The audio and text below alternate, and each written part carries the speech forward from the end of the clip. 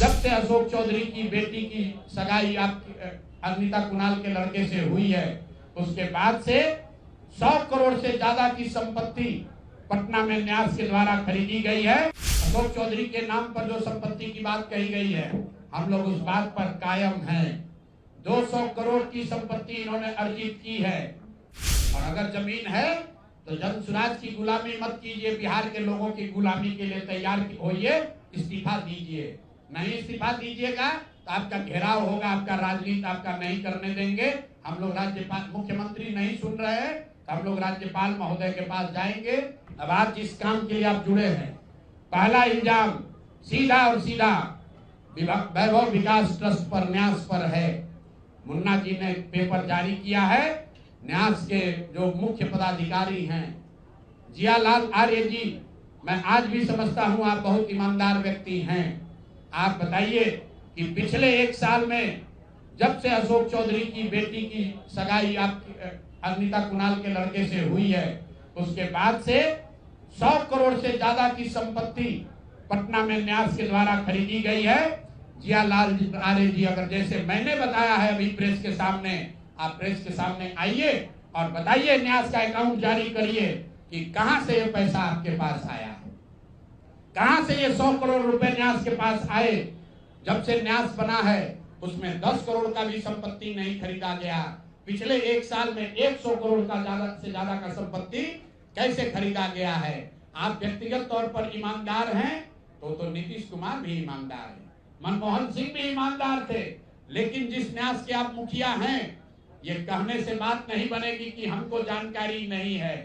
मैं अभी आपके सामने चुनौती दे रहा हूं, वैभव विकास ट्रस्ट से, न्यास से लोग आकर ये बताएं कि पिछले 1-1.5 साल में 100 करोड़ से ज्यादा की संपत्ति पटना में उस न्यास के माध्यम से कैसे खरीदी गई है। उसमें मुख्य सचिव, यहाँ बिहार के मुख्य सचिव जो हैं, उनके परिवार की महिला हैं, तो अभी इनकी जिम्मेवारी है। मुख्य सचिव यहाँ पर प्रत्यय अमृत हैं, इनकी सास है मुन्ना जी, इनकी सास है, प्रत्यय अमृत की सास है, इनकी सासू माँ है, और जियालाल आर्य जी और अनिता कुणाल, ये तीनों लोग बताए। इन्होंने कहा किशोर कुणाल जी का नाम बहुत बड़ा है, तो किशोर कुणाल जी के नाम पर ही कम से कम उनके नाम को दागदार मत कीजिए। समाज ने उनके नाम की बड़ी प्रतिष्ठा है। तो आप प्रेस को बुलाइए और क्लियर कीजिए कि आपके न्यास से, मैं 3 लोगों का नाम ले रहा हूं। जियालाल आर्य जो बहुत सम्मानित व्यक्ति हैं, ईमानदार व्यक्ति हैं, उनकी ऐसी छवि है। दूसरा अनिता कुणाल जी जो किशोर कुणाल जी की पत्नी है, और तीसरा यहाँ के मुख्य सचिव की सासू माँ। ये तीनों लोग बताएं कि न्यास में 100 करोड़ से ज्यादा की संपत्ति खरीदने का पैसा कहां से आया है। दूसरी बात, अशोक चौधरी के नाम पर जो संपत्ति की बात कही गई है, हम लोग उस बात पर कायम हैं। 200 करोड़ की संपत्ति इन्होंने अर्जित की है। इन्होंने कैमरे पर आप लोगों को कहा कि 1 कट्ठा भी जमीन हो जाएगा तो मैं जन सुराज की गुलामी करूंगा। मेरे भाई, मुन्ना जी ने अभी पूरा डॉक्यूमेंट जारी किया है। अगर या तो उसको आप रिबटल कीजिए कि ये आपका जमीन नहीं है, और अगर जमीन है तो जन सुराज की गुलामी मत कीजिए, बिहार के लोगों की गुलामी के लिए तैयार होइए, इस्तीफा दीजिए। नहीं इस्तीफा दीजिएगा तो आपका घेराव होगा, आपका राजनीति आपका नहीं करने देंगे। हम लोग राज्यपाल, मुख्यमंत्री नहीं सुन रहे हैं तो हम लोग राज्यपाल महोदय के पास जाएंगे, कोर्ट में जाएंगे, इनके खिलाफ कार्रवाई होनी चाहिए। और 100 करोड़ का मानहानि का नोटिस भेजे थे। आज डर के मारे शायद कहे हैं कि अब आगे ये हम कानूनी कार्रवाई नहीं करेंगे, तो 5 दिन के अंदर अंदर आधिकारिक तौर पर लीगल नोटिस वापस ले, और नहीं लेंगे तो इन पर 500 करोड़ का और घोषणा करेंगे। नोट कर लो भाई, 200 करोड़ पर घबराए हुए हैं ना, ये 500 करोड़ का और अवैध संपत्ति जो खरीदा है अशोक चौधरी ने अलग अलग नाम से। 7 दिन का समय दे रहे हैं। 7 दिन के अंदर अंदर अगर अब इस बात के लिए माफी कि प्रशांत किशोर पर झूठा मानहानि का मुकदमा करने का केस तो नहीं किया है, नोटिस भेजे हैं, तो अगर 7 दिन के अंदर अंदर लीगली कैमरे के सामने आकर ये नोटिस वापस नहीं लिए तो इन पर 500 करोड़ का और जो अवैध संपत्ति ये कब्जा किए हैं, खरीदे हैं, उसकी सारी सूची आपके सामने जारी करेंगे। एकदम इनको चुनौती दे रहे हैं भाई। 200 पर दिए हैं, 200 किए थे, 500 करोड़ का इनका पेपर तैयार है। पिछले 8 महीनों में इन्होंने 20,000 करोड़ से ज्यादा का कॉन्ट्रैक्ट दिया है। 20,000 से ज्यादा का कॉन्ट्रैक्ट भाई साहब ने दिया है और हर कॉन्ट्रैक्ट में 5% पैसा कमीशन के तौर पर लिया गया है। अभी इतना ही बोल रहे हैं। अगले प्रेस कॉन्फ्रेंस तक अगर इन्होंने अपनी गलती नहीं मानी तो जिन लोगों के जरिए ये 5% पैसा वसूला गया है वो लोग को प्रेस के सामने बैठाकर आपसे परिचय कराएंगे कि कौन लोगों ने ये 5% की रेट से पैसा वसूला है। और दूसरी बात, ये जो पैसा रिलीज हो रहा है 0.5% हर रिलीज में पैसा काटा जा रहा है। अभी जो 2 घटना आपने सुनी होगी नोट जलाने की, 2 इंजीनियर्स के घर में जो नोट के गड्ढे पकड़े गए हैं, वो वही पैसा है जो पैसा ये लोग कॉन्ट्रैक्टर को दिए। कॉन्ट्रैक्ट देने के लिए 5% लिया, उसके बाद जब जब पैसा रिलीज होता है तो 0.5% इनका उसमें शेयर बनता है। वही पैसा ये इंजीनियर कलेक्ट करके वापस ला रहे थे पटना जमा कराने, जो एक आदमी उसमें पकड़ा गया, एक आदमी जेल में भी है और रात भर नोट का गड्ढी जलाया गया है। अब अशोक चौधरी इस पर बयान दें कि ये उनकी वो इसमें संलिप्त हैं कि नहीं है। नहीं है तो आपके सामने अगले प्रेस कॉन्फ्रेंस में उन लोगों को खड़ा करेंगे जो इनके बिहाफ में ये पैसा की वसूली कर रहे हैं और इनको उसका जवाब देना पड़ेगा। अशोक चौधरी बंद। अब आ जाइए आज की सबसे बड़ी जिस चीज के लिए आपको बुलाए हैं।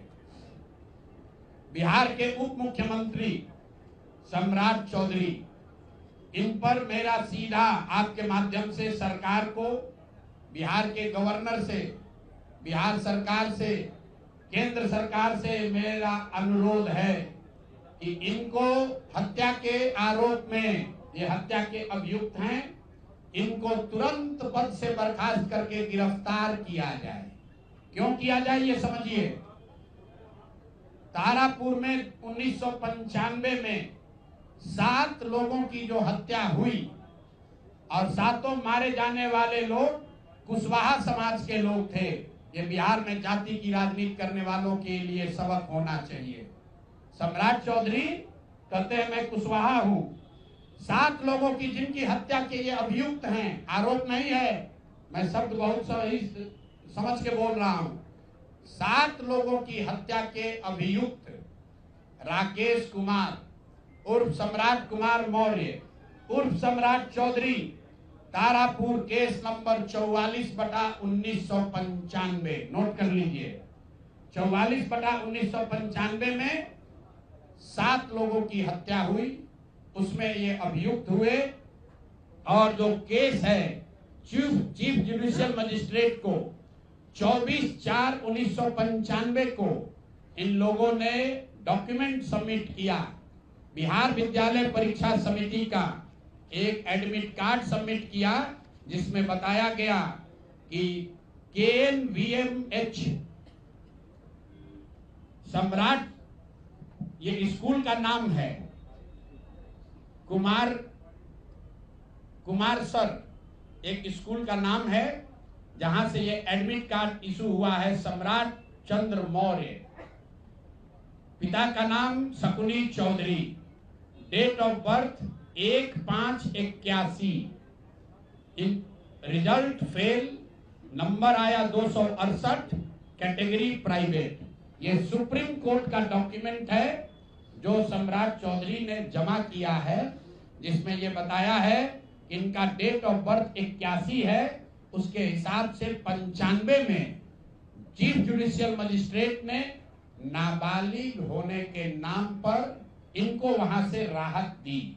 इनको जेल से निकाला गया क्योंकि ये 15 साल के थे और कानूनन 18 साल से कम उम्र के बच्चे को अभियुक्त के तौर पर जेल पर नहीं रखा जा सकता था।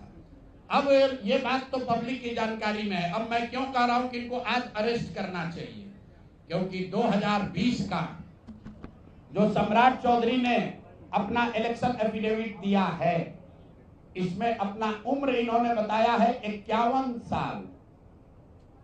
ये सम्राट चौधरी का इलेक्शन एफिडेविट है। इन्होंने अपना उम्र बताया 2020 में 51 साल। इसका मतलब है कि 2020 माइनस 26, तो 1995 में इनका उम्र था 25 साल, 26 साल। तो 26 साल के उम्र के आदमी को कोर्ट ने गलती से गलत सर्टिफिकेट के आधार पर नाबालिग होने के नाम पर अभियुक्त होने के बावजूद, ध्यान दीजिए, अभियुक्त होने के बावजूद इनको जेल से बरी कर दिया गया था कि ये 15 साल के हैं, जबकि इनका अपना डॉक्यूमेंट बता रहा है कि उस समय 26 साल के थे। तो 26 साल के उम्र के आदमी पर अगर 6 लोगों की हत्या का आरोप है, तो जब तक कोर्ट से वो फ्री नहीं होते हैं तब तक उनको जेल में होना चाहिए। और ये आदमी यहाँ का उप मुख्यमंत्री बनकर बैठा हुआ है। तो मैं यहाँ के मुख्यमंत्री से और बिहार के माननीय राज्यपाल से ये अनुरोध कर रहा हूँ कि हत्या का आरोपी, हत्या का अभियुक्त सम्राट चौधरी, राकेश कुमार उर्फ सम्राट चौधरी उर्फ सम्राट कुमार मौर्य आज संवैधानिक पद पर बैठे हुए हैं। ये देश के संविधान का, देश के विधि विधान का इससे बड़ा अपमान नहीं हो सकता है कि जिस व्यक्ति को जेल में होना चाहिए वो आदमी यहाँ का उप मुख्यमंत्री बना हुआ है। तो मुख्यमंत्री नीतीश कुमार सीधे इस पर कार्रवाई करें। नहीं करेंगे तो कल परसों में हम लोग राज्यपाल के पास डेलीगेशन लेकर जाएंगे, सिर्फ बर्खास्तगी के लिए नहीं, सम्राट चौधरी के गिरफ्तारी के लिए। पूरा समझिए, मैं कैमरे पर कह रहा हूं, सम्राट चौधरी हत्या के अभियुक्त है, जेल से फर्जी डॉक्यूमेंट निकाल कर बाहर निकले हैं।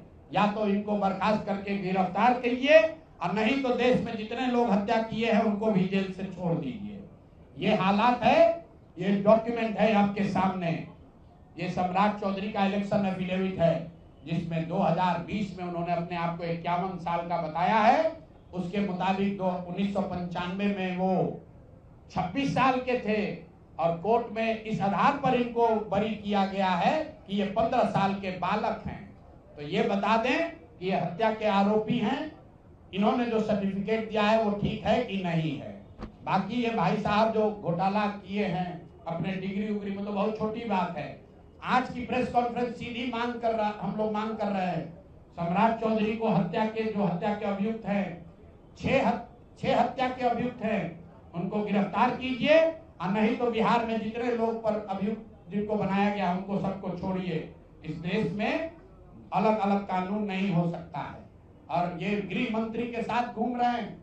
मोदी जी को हम लोग कल पत्र लिखेंगे कि आपके पार्टी का नेता, जितने लोग भाजपा के समर्थक हैं, भाजपा के जितने लोग नेता हैं, कार्यकर्ता हैं, वोटर हैं, आपके जरिए से सबको बता रहा हूं, मेरे भाई एक बार अपने दिल पर हाथ रखकर सोचो, जिस व्यक्ति पर 6 लोगों की हत्या का आरोप है, जो व्यक्ति 6 लोगों की हत्या का अभियुक्त है, उसको तुम अपना नेता बनाकर बिहार का उप मुख्यमंत्री बनाए हो और तुम अपराध की बात करते हो, तुम जंगल राज की बात करते हो। तो सम्राट चौधरी को अभी के अभी पद से इस्तीफा देकर पुलिस को अरेस्ट करना चाहिए और अगर पुलिस अरेस्ट नहीं करती है तो हम लोग कोर्ट में मूव करेंगे, कोर्ट के संज्ञान में बात को लाएंगे कि साहब ये बताइए कि कैसे आपने इनको बेल दिया है, कैसे इनको आप समाज में बाहर रहने की अनुमति दे रहे हैं। और सम्राट चौधरी की अंतिम बात, इनके अपराध की गाथा की, सिर्फ हत्या के अभियुक्त नहीं है। बिहार में पुरानी पत्रकारिता करने वाले लोग, आपने शिल्पी गौतम के रेप और हत्याकांड की कहानी सुनी होगी। आपने सुना होगा कि लालू जी के जंगल राज का जब चरम सीमा था, जितनी यहाँ माताएं बहनें हैं, जो पढ़े लिखे लोग, समझदार लोग हैं, स्वच्छ छवि वाले बिहार में रहने वाले लोग हैं, याद कर लीजिए शिल्पी गौतम रेप और मर्डर केस, जिसमें एक डॉक्टर के लड़के को और शिल्पी गौतम के साथ ऐसा आरोप लगा था कि उनके साथ सामूहिक बलात्कार और उसके बाद उनकी हत्या कर दी गई थी। साधु यादव पर उसका आरोप लगा था, बड़ी हंगामा हुआ, सीबीआई में केस गया। मैं आपके माध्यम से आज पूछ रहा हूं कि क्या अभी के उप मुख्यमंत्री सम्राट चौधरी उर्फ राकेश कुमार उर्फ सम्राट कुमार मौर्य उस केस में संदिग्ध अभियुक्त के तौर पर नामजद थे या नहीं थे, ये प्रेस में वो बता दें, उसके बाद हम उसका डॉक्यूमेंट आपको जारी करेंगे। इनका सीबीआई ने इनको अभियुक्त के तौर पर इनकी जांच की थी कि नहीं, उस मुकदमा में इनको नामजद संदिग्ध बनाया गया था कि नहीं, ये सीधा आपको बता रहे हैं। ये आए और ये पूरा केस तब के भाजपा के नेता सुशील कुमार मोदी जी ने उठाया था, और तब सम्राट चौधरी यही साधु यादव और राजद के गैंग के हिस्सा थे। और अब वो बता दें, हम इतना ही बोल रहे हैं, अभी से भी गांधी जी ने कहा है गलती हो गई तो आकर माफी मांग लो, आकर बताइए कि उस केस में आप अभियुक्त के तौर पर आपको सीबीआई ने आपकी जांच की थी कि नहीं की थी, आपके सैंपल टेस्ट लिए गए थे कि नहीं लिए गए थे, आपके उस घटना में क्या संलिप्तता है नहीं है, ये बताइए। उस केस में आपको बता देते हैं, लालू जी का प्रभाव था, साधु यादव को बचाने के लिए केस को बंद कर दिया गया, लेकिन वो केस खत्म नहीं हुआ। पटना के एक एक आदमी को याद है वो घटना। तो अब राकेश कुमार बताएं, आज के सम्राट चौधरी बताएं कि उस केस में इनकी भूमिका क्या थी, उसमें ये नामजद थे कि नहीं थे, और थे तो इन्होंने इसको डिस्क्लोज क्यों नहीं किया। अब आज का घोषणा खत्म। मैंने अपनी बात बताई कि हमारे पास पैसा कहां से आया, कितना किसने दिया, कितना टैक्स भरा, और जो पैसा बचा उसका मैंने क्या किया। दूसरी बात मैंने अशोक चौधरी को बताया।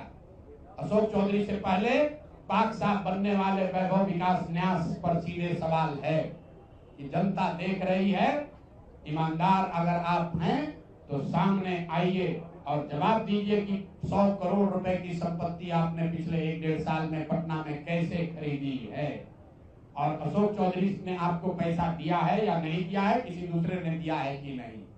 तीसरी बात मैंने कही कि अशोक चौधरी पर 200 करोड़ का हमने बताया है, 200 करोड़ का बेनामी संपत्ति खरीदने का आरोप लगाया है। आज अशोक चौधरी ने शायद ये कहा है कि अब वो कानूनी दाव पेच छोड़कर राजनीतिक लड़ाई लड़ेंगे, इससे बात नहीं बनेगी। कानून का मदद लेकर जनता के आंख में धूल झोंकने का जो कोशिश किए हो अशोक चौधरी, या तो मानहानि का नोटिस आधिकारिक तौर पर वापस लीजिए, नहीं तो 7 दिन के अंदर आप पर 500 करोड़ की जो और बेनामी संपत्ति का कागज मेरे पास है उसको भी बिहार की जनता के सामने जारी करेंगे। और चौथी बात जो मैंने बताई, अभी के उप मुख्यमंत्री सम्राट चौधरी, जिन पर 6 लोगों की हत्या के जो अभियुक्त हैं, और कोर्ट ने जिनको राहत नहीं दी, बरी नहीं किया, सिर्फ नाबालिग होने के गलत सर्टिफिकेट की वजह से कोर्ट ने इनको छोड़ा है।